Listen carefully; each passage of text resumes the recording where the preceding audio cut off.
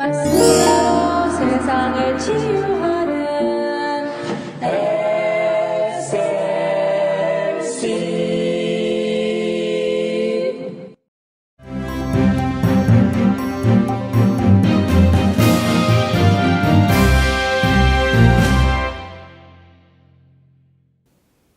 할렐루야. 여러분 안녕하십니까? 창세기 성경 강해를 진행하고 있는 이영희 목사입니다. 오늘은 창세기 6장 1절에서 13절에 있는 말씀을 본문으로 해서 홍수가 일어나기 이전에 인간상들에 대해서 말씀을 나누고자 합니다. 창세기라는 책은 전체가 50장으로 이루어져 있는 책입니다. 근데 우리는 이 창세기를 한번 좀 분해해 볼 필요가 있습니다. 창세기 전 50장 길이는 절반으로 둘로 가를 수가 있습니다. 그래서 앞에 전반부와 뒤에 후반부로 갈라지는데 앞에 전반부는 1장에서부터 11장까지입니다. 이것은 전 인류의 역사를 기록하고 있는 것입니다. 그리고 12장부터 마지막 50장까지에는 하나님이 선택하신 이스라엘 민족의 조상인 족장, 세 족장에 관련된 히스토리가 기록이 되어 있습니다. 그러므로 창세기 전 50장은 두 구분으로 크게 나누는데 전 인류에 대한 역사로서 전반부가 기록이 되고 그 다음에는 족장의 역사 후반부가 기록이 됐다는 것입니다. 그런데 이 전반부인 전 인류에 대한 기록을 조금 더 세밀하게 쪼개게 되면은 1장과 2장은 천지 창조에 대한 기록이요. 3장은 인류의 범죄와 타락에 관련된 기록이요. 그리고 4장과 5장은 홍수가 일어나기 직전에 인간들의 상태에 대해서 기록하고 있고 그 다음에 6장부터 9장까지 6, 7, 8, 9, 4장은 홍수, 대홍수에 대한 기록입니다. 그리고 10장과 11장 두 장은 홍수 이후의 인간들의 상태를 기록한 것이라고 말할 수 있습니다. 다시 말씀드립니다. 창세기 전체의 전반부에 해당되는 전 인류에 대한 역사, 그 기록이 1장에서부터 11장까지인데 이것은 1, 2장은 천지 창조, 3장은 인간의 범죄와 타락, 그리고 4장, 5장은 홍수 이전의 인간상, 그리고 6, 7, 8, 9, 4장은 홍수에 관련된 장류, 그리고 이제 10장과 11장은 홍수 이후의 인간의 기록을, 인간의 역사를 기록한 장이라고 말할 수가 있습니다. 그리고 이제 창세기의 뒷 후반부인 12장에서부터 50장까지의 기록은 3구분으로 나누어집니다.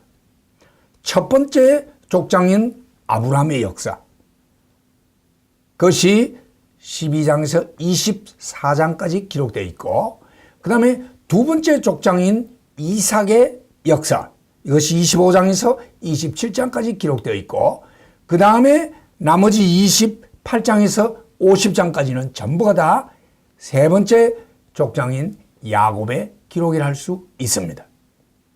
그러면 오늘 우리가 다루고자 하는 본문 창세기 6장 1절에서 13절까지의 이 본문은 앞에 있는 4장과 5장 그리고 뒤에 있게 될 6, 7, 8, 9의 홍수, 이 둘을 연결짓는 하나의 고리의 역할을 하고 있다는 것입니다.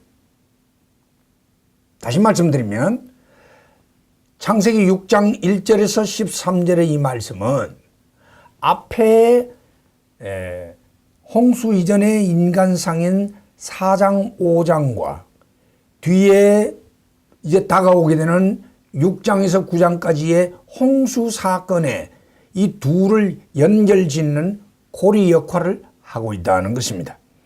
그래서 앞부분의 결론에 해당되고 뒤에 오게 될 홍수 사건의 서론에 해당되는 아주 독특한 그런 위치를 가지고 있다는 것입니다. 오늘 본문인 창세기 6장 1절 13절은 홍수 멸망의 원인이 무엇인가를 우리에게 잘 설명하고 있습니다. 홍수가 일어나기는 원인이 뭔가?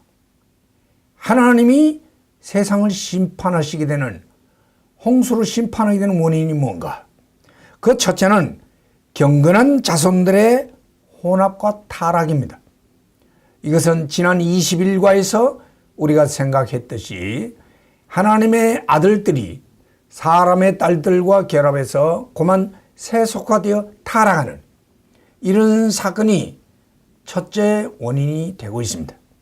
그 다음 두 번째로는 함께 타락해버린 인간들의 죄악성이 이제는 한계점에 다다랐다는 것입니다. 그 한계점에 다다른 인간들의 죄악성을 오늘 이 본문이 잘 말씀하고 있는데요. 5절 말씀에 보니까 여호와께서 세상의 죄악이 관영함과 사람의 그 마음의 생각의 모든 계획이 항상 악할 뿐임을 보시고 Then the Lord saw that the wickedness of man was great in the earth and that every intent of the thoughts of his heart was only evil continually 라는 말씀이 나타나고 있습니다.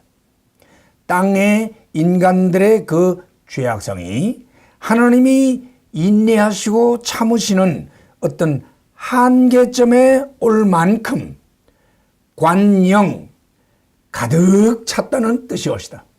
이제는 어떤 한계점에 가득이 채워져서 더 이상 이제 참을 수 있는 어떤 capacity, 용량이 없다는 것이옵시다. 여기 보니까 인간들의 마음의 생각들이 그 계획이 항상 악할 뿐이었다고 했습니다. 여기 인간들의 마음의 생각들의 계획이 항상 악했다고 그랬어요. 제일 먼저 마음, heart, 그리고 그 마음 속에 있는 생각, thought, 그리고 그 생각이 구체화되는 계획, intent, 이런 세 가지 용어가 아주 질서정연하게 나열이 되어 있습니다. 아주 참 논리적인 그런 어떤 관계성을 보여주고 있습니다. 그러니까 맨 처음에는 마음입니다. 그 다음에는 그 마음에서 담겨 있는 생각입니다. 그리고 그 생각이 이제 행동으로 옮겨가기 전에 구체화된 것이 계획이라는 것입니다. intent, 의도라는 것이죠. 그래서 마음에서 생각이 담기고 그리고 그 생각이 intent, 계획으로 발전해가는 어떤 의도를 가지게 되는 이런 어떤 눈에 보이지 않는 정신세계의 어떤 그 움직임을 성경 말씀이 잘 보여주고 있다는 것입니다. 그런데 오늘 본문대로라면 사람의 그 마음과 그 마음에 담긴 생각과 그 생각이 구현되는 의도가 계획이 항상 악하다는 것입니다. 타락한 부패한 마음에서는 항상 악하고 죄된 생각과 계획이 나올 수밖에 없는 것입니다. 그 상관관계를 잘 보여주고 있는 본문이라 할 수 있습니다. 뿐만 아니라 오늘 본문에 보니 온 땅이 폐괴하고 강포가 땅에 충만했다고 했습니다. 11절에 보니까 때에 온 땅이 하나님 앞에 폐괴하여 강포가 땅에 충만한지라. 12절에 보니 하나님이 보신즉 땅이 폐괴하였으니 이는 땅에서 모든 혈육 있는 자의 행위가 폐괴함이었더라. 13절에 보니까 하나님이 노아에게 이르시되 모든 혈육 있는 자의 강포가 땅에 가득함으로 그 끝날이 내 앞에 이르렀으니 내가 그들을 땅과 함께 멸하리라. 그렇게 말씀하고 있습니다. 여기 계속 반복이 되고 있는 폐괴함이라는 단어, 이 단어의 의미는 corrupt, 부패했다는 뜻입니다. 인간들의 생각과 말과 행동과 삶이 타락하여 부패하고 썩었다는 뜻입니다. 완전히 corrupt, 썩었다는 말. 생명의 기운이 없어졌어요. 완전히 썩어 부패하게 된 것이었다. 그리고 강포라는 단어가 나타나는데, 강포라는 말은 violence, 하나님을 힘으로 삼지 않고, 이것은 인간적인 힘, 물리적인 힘, 세상적인 힘, 다시 말하면 이 육체가 뿜어내는 체력, 그리고 머리가 끌어낼 수 있는 지력, 그리고 돈에서부터 나오는 금력, 권력, 세력, 이런 것들을 힘으로 삼아 휘두르는, 그러니까 힘을 가지고 휘두르는 이것을 뭐라고 말하냐? 폭력이라고 말하고 강포라고 말한다는 것입니다. 그 홍수로 멸망받기 이전에 온 세상의 특징이 뭐였느냐? 그 땅 위에 모든 인생들이 corrupt, 썩었을 뿐만 아니라, 부패했을 뿐만 아니라 모든 땅이 뭘로 뒤덮였느냐? violence, 폭력으로 뒤덮였다는 것입니다. 완전히 힘으로 해결하려고 하는, 여기에다가 우리는 예수님이 말씀하신 것을 잊을 수가 없습니다. 예수님께서 종말 교훈을 하시면서 직접 노아의 때의 성격을 말씀하신 것이 나타납니다. 마태복음 24장 38절에 보니 노아의 때와 같이 인자의 임함도 그러하리라. 홍수전에 노아가 방주에 들어가던 날까지 사람들이 먹고 마시고 장가들고 시집가고 있으면서 홍수가 나서 저희를 다 멸하기까지 깨닫지 못하였으니 인자의 임함도 이와 같으니라. 그렇게 말씀을 하셨습니다. 이 말은 무슨 말이냐? 결국은 예수님이 다시 재림에 오실 그때에는 노아의 홍수 때와 매우 유사할 것인데, 노아의 홍수 때에 사람들이 그저 홍수가 시작될 때까지, 하늘에서 무서운 폭우가 쏟아질 때까지, 심판이 시작될 때까지 저들은 먹고 마시고 시집가고 장가가면서 전혀 깨닫지 못했다는 것입니다. 깨달아 알지 못했다는 것이죠. 다시 말하면 무지한 상태요, 영적인 경각심이 전혀 없는 그런 상태였다는 것입니다. 이것은 완전히 죄에 취하여 멸망이 다가오는 것을 깨닫지 못하는 잠자는 심령, 죽은 심령들이 되었다는 것을 말씀하고 있는 것입니다. 이상 설명드린 말씀을 이제 요약을 하면, 홍수가 일어나게 된 원인이 무엇인가? 첫째로 인간들의 타락과 부패요. 두 번째로는 인간들의 사악함이요. 세 번째로는 인간들의 폭력성과 힘을 휘둘러 파괴하는 그런 일상생활들이요. 네 번째로는 영적인 경각심이 전혀 없는 몰각한 심령 상태를 드러내는 이 네 가지 요인들이 합해져서 결국은 홍수 심판을 가져오게 된다는 것입니다. 다음으로 우리는 이 본문 속에서 이러한 일반 인생들의 모습과는 좀 반대되는 너무도 대조가 되고 있는 한 사람 노아에 대한 기록을 우리는 살펴보게 됩니다.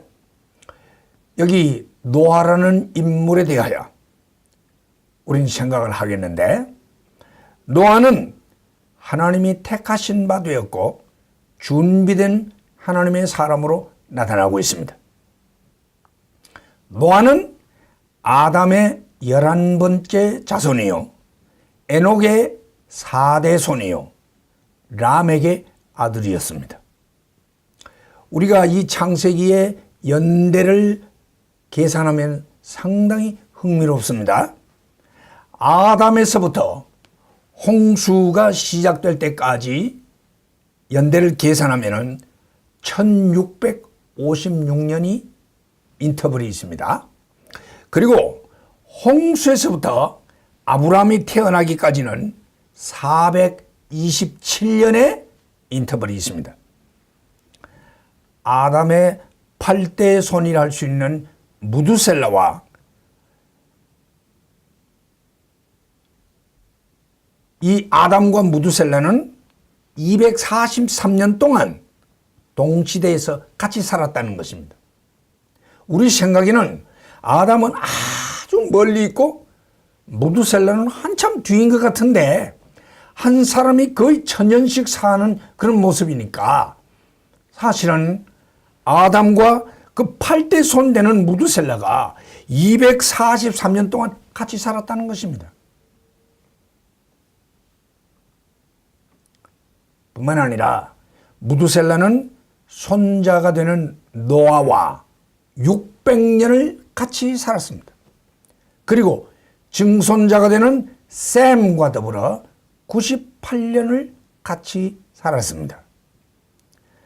아담의 죽음과 노아의 출생 사이에는 126년 인터벌이 있고, 노아는 홍수 이후에도 350년을 더 살았고, 아브라함이 출생하기 2년 전에 죽은 것으로 나타납니다. 그러므로 이 노아는 아담에게 있었던 모든 영적인 자원이 무두셀라에게로 넘어오고, 무두셀라에게 있었던 모든 영적 자원이 노아에게 다 옮겨져 이 노아는 사실상 하나님에 대한 진리 지식과 하나님에 대한 많은 정보가 그대로 아담에게로부터 옮겨와 있다는 것이죠.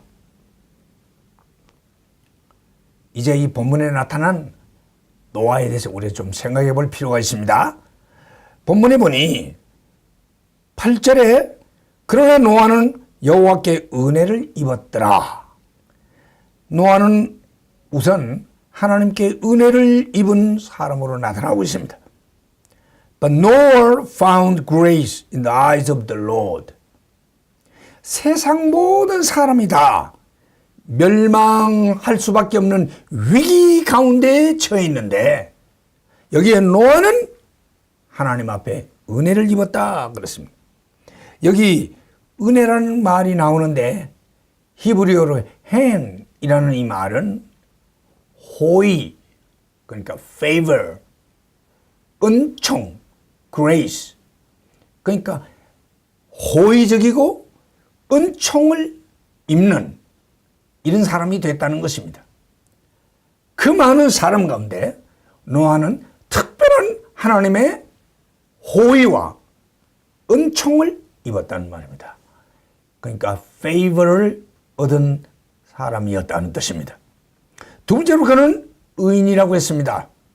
9절에 보니까 노아는 의인이요, Noah was a just man, 그렇게 표현하고 있습니다. 여기 차디크라는 이 단어는 의롭다, 공정하다, 정직하다 그런 뜻입니다. 그러니까 지금 온 세상이 다 굽어졌어요. 휘어졌다고. 바르지 않고 휘어져 가는 뭐 잘못돼도 다 잘못되어 있는 이런 가운데 노아만은 바르다는 것입니다. 정직하고 아주 공정하고 의롭다는 것입니다. 이런 의미에서 의롭다는 뜻입니다. 뿐만 아니라 그는 당세의 완전한 자다. 그렇게 말씀했습니다. 9절을 보니까 당세의 완전한 자라. He was perfect in his generations. 여기 완전한 자란 말은 흠이 없는 무음 인생이란 뜻이 아닙니다. 여기에 단서가 뭐냐면 in his generation. 그가 살고 있는 그 세대에서, 그가 살고 있는 그 세대는 우리가 지금까지 생각해 온 대로 아주 썩었고 부패하고 멸망받을 수밖에 없는 그런 어그러진 폭력적인 파괴적인 인생들입니다. 그런 세대 속에서 이 노아는 완전한 자였다. 무음했다기보다는 온전하고 성실했다는 그런 강조의 의미가 있는 것입니다. 네 번째로 그는 하나님과 동행하였다고 했습니다. 9절에 그가 하나님과 동행하였으며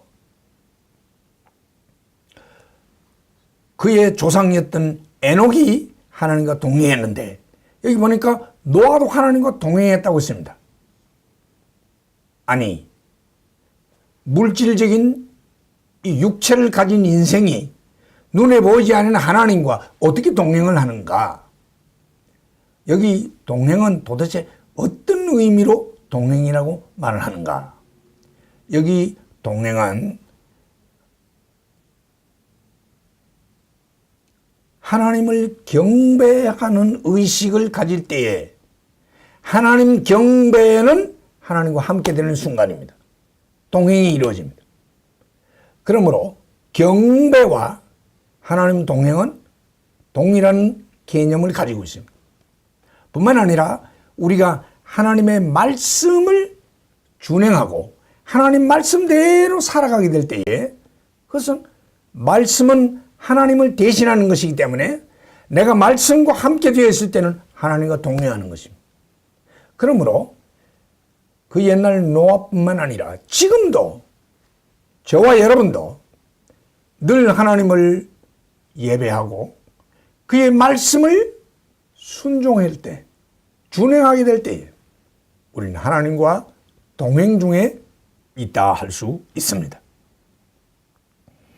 이것을 증명이라도 하듯이 22절에 보니까 노아가 그와 같이 하되 하나님이 자기에게 명하신 대로 다 준행하였더라는 말씀이 기록되어 있습니다.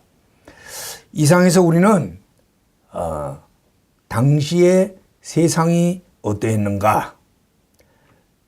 인간들이 사악하고 인간들이 부패하고 추하여졌으며 세상이 폭력과 파괴로 가득 차고 영적인 경각심이 전혀 없는 마비된 그런 심령 상태였던 세상 전체를 우리는 볼 수가 있고 그것에 컨트라스트 아주 대조가 되어서 하나님의 사람 노아를 보게 되는데 노아는 하나님께 은혜를 입었고 의인이었고 당세에 완전한 자였고 하나님과 늘 동행하는 자가 되었으며 하나님의 말씀을 준행하는 자라고 오늘 본문이 말씀하고 있습니다. 지금도 우리 사는 이 세상은 그 옛날 노아의 당시와 똑같고 하나님의 사람들은 당시의 노아와 똑같은 모습으로 살아가게 된다는 것입니다. 지금 현재 우리가 살고 있는 이 세상도 홍수 심판 이전에 그 노아의 때의 사람들의 상황과 별반 다를 바가 없습니다. 거의 비슷한 모습을 가지고 있습니다. 그러므로 우리도 그 당시 노아와 같이 하나님의 사람으로서 의인으로 당세의 완전한 자로 하나님과 동행하는 자로 하나님의 말씀을 순종하는 자로 그렇게 살아갈 수 있기를 주의 이름으로 축원합니다. 다음 강의는 노아가 준비한 방주와 홍수 심판에 관한 말씀으로 다시 찾아뵙도록 하겠습니다. 할렐루야.